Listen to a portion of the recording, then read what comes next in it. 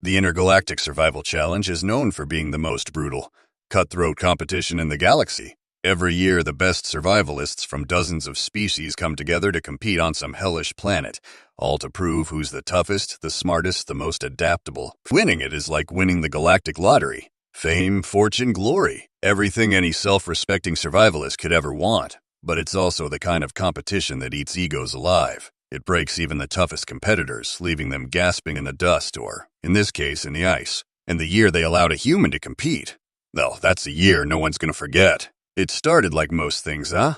With a lot of swagger and big talk, most of it not from the humans. The aliens thought they had it in the bag. After all, why wouldn't they? Humans weren't exactly known for thriving in extreme environments. Sure, we were from a death world, but compared to the UR with their transparent fur and heat-trapping abilities, or the Charkta, whose crystalline scales hardened in sub-zero temperatures, humans were like children going up against professional boxers. We didn't have claws, fur, scales, or natural adaptations that allowed us to shrug off the elements. In fact, we tended to be rather fragile by galactic standards. Yet, there was Grant Tucker, the human who, for some reason, thought it would be fun to compete in the Intergalactic Survival Challenge. And by fun, I mean utterly ridiculous, suicidal, and completely out of his depth. But Grant didn't care about any of that. Why would he? He was a human, and that meant he had something most other species didn't even know of. Pure, stubborn determination, and an attitude that basically said, screw it, let's see what happens. The competition was set on Yoltal 3, a planet that could freeze you to death just by looking at you the wrong way. It was a frozen wasteland where the temperatures dropped low enough to make liquid nitrogen look warm. Winds whipped across the surface like angry banshees, and the wildlife wasn't much better. You had creatures like ice wolves, six-legged beasts that could tear you apart just to keep warm, and other predators that had evolved specifically to hunt anything unfortunate enough to cross their path. So naturally, it was the perfect place to hold a survival challenge. The competitors, as usual, were the cream of the crop. You had species like the Yorgai, who came from a high-altitude, frigid planet where temperatures made Yol-3 look positively tropical. The Hurote were tall, almost 7 feet on average, covered in a transparent fur that not only insulated them but also trapped any heat that came their way. Then there were the Charkta, a race of reptilian bipeds who had evolved on an ice-covered moon. Their scales shimmered in the light, acting like natural armor and deflecting cold like it was nothing. There were others too, species with advanced technology with natural adaptations that made them seemingly unbeatable. And then there was Grant Tucker, a man from Earth, specifically Wyoming, who had shown up to the pre-race briefing in nothing but a standard-issue thermal jacket and a pair of hiking boots, while the other competitors had arrived with full teams, advanced equipment, and state-of-the-art survival gear. Grant had shown up with a beat-up backpack, some basic survival tools, and an attitude that said, I've got this. The moment he stepped off the shuttle onto the frozen surface of Yoltal 3, he became the target of everyone's disbelief. Is that a human? Whispered Drana, the leader of the Orgay team, her 4 eyes widening in shock. She stared at Grant like he was some kind of exotic animal that had wandered into the wrong zoo. Grant, for his part, didn't seem to care that he was drawing stares. He just stood there, adjusting his backpack, squinting at the horizon like he was taking in the view of a nice ski resort rather than a frozen wasteland that wanted to murder everyone. Drana turned to her teammate, a massive Argai with fur rippling in the cold breeze. Why is he here? Is this some kind of joke? The Charkta, who were huddled together a few meters away, snickered amongst themselves. Their leader, Kroth, stepped forward, his scales catching the weak sunlight as he eyed Grant up and down. A human, Kirith hissed, his voice dripping with disdain. They sent a human to compete? Grant gave a casual shrug, cracking a small smile. Yeah, well, I figured I'd give it a shot. You know, broaden my horizons, get a little exercise in. Kiko's crystalline eyes narrowed, his lip curling in a sneer. You will die. Quickly. This planet will kill you in minutes. Grant let out a short laugh. Cool. That'll make the trip back nice and quick then. The other competitors weren't amused. Grant could practically feel their disbelief oozing off them, thick enough to cut with a knife. In their eyes, he was a dead man walking, an unfortunate soul who had somehow gotten in over his head. They weren't expecting much from him, that was for sure. But Grant had grown up in Wyoming winters. He'd hiked in sub-zero temperatures. He'd seen snowstorms that could bury a car in seconds. Yoltal 3? Sure, it was bad, but for Grant, it wasn't the worst thing he'd faced. That's the thing most species didn't understand about humans. We don't give up. Not when things get tough. Not when things get really tough. Hell, that's when we start getting creative. The intergalactic survival challenge wasn't just about enduring the elements, though. It was about outlasting the competition. It wasn't enough to survive the cold. You had to make it to the extraction point on the far side of the planet within 72 hours. Whoever reached it first, or was the last one standing, would be crowned the victor. The Vortiz official, a spindly, metallic-skinned alien that looked like a walking coat rack, stepped forward to explain the rules. His voice was a cold, mechanical drone that cut through the wind like a blade. Editors, prepare yourselves! You will be dropped at different points across the ice fields. You are to survive for 72 hours and reach the extraction point. There are no restrictions on tools or techniques. The winner will be the first to arrive at the extraction site, or the last one standing. Good luck. Grant, standing amidst a sea of competitors who were outfitted with high-tech thermal gear, heat generators, and advanced survival tech, cracked his neck and grinned. No rules, huh? I like the sound of that. Gear shot him a glare, his forked tongue flicking out in annoyance. You won't last an hour, human. Grant turned to him, his grin widening. Want to bet? When the starting siren blared, the competitors scattered in every direction. The Urgai activated their advanced thermal suits, shimmering fields of energy surrounding them as they took off toward the distant mountains. The Charkta moved with reptilian precision, slipping into the shadows of the ice formations, their scales already hardening against the cold. The Zarin, a short and stocky species covered in thick layers of fat, immediately began digging into the snow, using their natural insulation to burrow and hide from the wind. Granite! Well, Grant just started walking.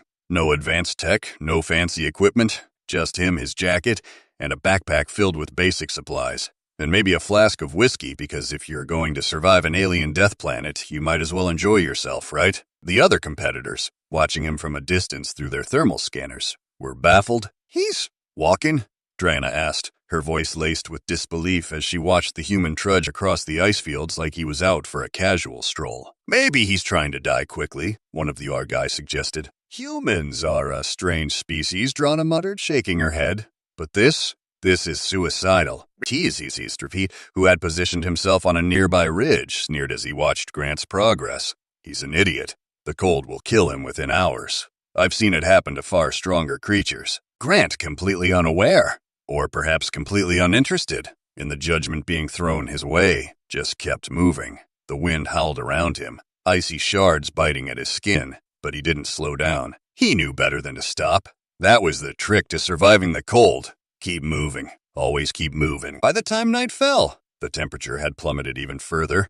Most of the competitors had already set up camps, using heat generators and thermal tents to stave off the freezing cold. The Urgai, with their advanced tech, had managed to build a makeshift dome of heat that kept them safe from the elements. The Charkta had taken refuge in a series of ice caves, their bodies already going into a hibernation-like state to conserve energy. The Zarin, meanwhile, had burrowed deep into the snow, using their natural insulation to survive the night. And Grant? Well, Grant had found a rocky outcropping and was building a fire. That's right, a fire. On an alien ice planet where the temperatures dropped so low they could shatter steel, Grant had gathered some wood, pulled out a flint, and calmly started making a campfire. Drana, who had been monitoring his movements from a distance, couldn't believe her eyes. He's making a fire? She whispered, her voice barely audible over the wind. He's seriously making a fire? The other Urgai, huddled in their heat dome, exchanged glances. Is that even possible? Drana activated her thermal scanner, zooming in on Grant's camp. Sure enough, there he was, sitting by a small but steady fire, chewing on a piece of jerky and sipping from a flask. He looked completely at ease, like he was enjoying a nice evening out in the woods rather than enduring one of the most brutal environments in the galaxy. This human is insane, one of the URG muttered. But as the night wore on and the temperature dropped even further, Grant showed no signs of distress. While the other competitors shivered in their high-tech shelters, Grant lay by his fire, staring up at the stars, perfectly warm and relaxed. By the second day, things were starting to fall apart for the other competitors. The Urgai, whose thermal suits had been the pride of their species, were beginning to malfunction. The extreme cold of Ital 3 was proving too much even for their advanced technology. Drana had lost 2 of her team members to hypothermia and was barely holding on herself. The heat shield that had kept them alive through the night was flickering, struggling to maintain its protective barrier against the relentless cold. The Charkta, who had relied on their natural ability to enter a state of hibernation, found themselves in trouble when they encountered a species of subterranean predators living in the ice caves they had taken refuge in. These creatures, slug-like beings with mouths full of razor-sharp teeth, had evolved to hunt in the cold, and the Charkta were easy prey. Kireth and his team barely managed to escape, but they were cold, injured, and exhausted. The Zeren, meanwhile, had dug themselves into a snowdrift so deep that they were now trapped, unable to dig their way out. Mikto, their leader, had spent most of the second day trying to dig a tunnel back to the surface, but the relentless wind kept burying them deeper and deeper. And then there was Grant, who had spent the morning ice fishing in a frozen lake he'd found. Grant, who had somehow managed to catch several alien fish and was now roasting them over a fire. Grant, who looked like he was on vacation rather than competing in the galaxy's most dangerous survival challenge. At one point during the day, a pack of ice wolves, massive six-legged predators with white fur and glowing blue eyes, approached Grant's camp. The other competitors, who had been watching through their thermal scanners, held their breath, expecting to see the human torn apart in a matter of seconds. But instead of panicking, Grant calmly reached into his backpack, pulled out a strip of jerky, and tossed it to the lead wolf. "There you go, big guy," Grant said, his voice carrying over the wind. "Have a snack." The ice wolf sniffed the air, then cautiously approached the jerky, sniffing it before gobbling it up in one bite. The other wolves watched, their glowing eyes flicking between Grant and their pack leader. "Good boy," Grant said, giving the wolf a pat on the head. The wolf, apparently satisfied with the offering, let out a low growl before turning and trotting off into the snow, the rest of the pack following close behind. The alien competitors, watching in stunned silence, couldn't believe what they had just seen. He fed an ice wolf?" Draina stammered, her voice barely a whisper. "Not just fed it," one of the other Yugai said, his voice trembling. "He petted it." Kireth, who had been nursing a deep gash from one of the cave slugs, stared at the screen in disbelief. This is impossible. By the third day, the writing was on the wall. The other competitors were dropping like flies, one by one. The Urjai had all tapped out by the end of the second night, their advanced technology having failed them completely. Drana, the last to hold out, was airlifted by the Vortis medical team after collapsing in the snow, her body dangerously close to shutting down from hypothermia. The Charkta were in shambles. Gareth, stubborn to the end, had refused to quit, but his team had been decimated by the predators in the ice caves. He was alone now, barely clinging to consciousness as he trudged through the snow, his scales cracked and brittle from the cold. The Zeren had managed to dig themselves out of the snowdrift, but they were too late. They were miles away from the extraction point, and their bodies were beginning to shut down from the cold. Mikto, their leader, had already called for extraction, his team defeated. And then there was Grant, who had reached the extraction point a full 12 hours ahead of schedule. Grant, who had built himself another fire and was now sitting by it, roasting another alien fish and humming a tune to himself as he waited for the Vortis official to arrive. When the official finally did arrive, stepping off their shuttle with a look of utter disbelief on their face, Grant grinned and raised his flask in greeting. "Well, you made it?" the official stammered, their voice shaking with shock. "You?" Grant took a swig from his flask, nodding. "Yep, not too bad, actually. Could have used a bit more excitement, though." The official stared at him, completely at a loss for words. "But you're a human? From Earth? A death world? Yes, but this planet should have killed you." Grant laughed. "Oh, you think this is bad? You should try a Wyoming winter. This was a vacation." The aftermath of the competition was nothing short of chaotic. Alien forums lit up with debates, arguments, and outright denial. The galaxy's survival experts couldn't believe what had happened. How had a human, a species known for being fragile and unadapted to extreme environments, managed to not only survive but thrive on one of the deadliest planets in the galaxy? Drana refused to speak to the press, too humiliated by her team's failure. Kreth was seen sulking in the shadows, nursing his wounds and muttering about how the human must have cheated. Mikto and the Zeren were still in shock, unable to comprehend how they had been so thoroughly outclassed by a species they had considered weak. Grant, on the other hand, became a galactic legend overnight. His stories spread like wildfire, and soon he was receiving offers from survival schools, holovid producers, and sponsors from all over the galaxy. His face was plastered on every survival magazine, his name synonymous with endurance and adaptability. But the biggest impact of all? The Intergalactic Survival Committee changed the rules. From that point on, humans were banned from competing in the challenge, because, as it turned out, the galaxy wasn't ready to admit that humans, Those odd, stubborn creatures from a death world called Earth were the ultimate survivalists. And Grant? Well, he just kept smiling. Because after all, humans never play by the rules.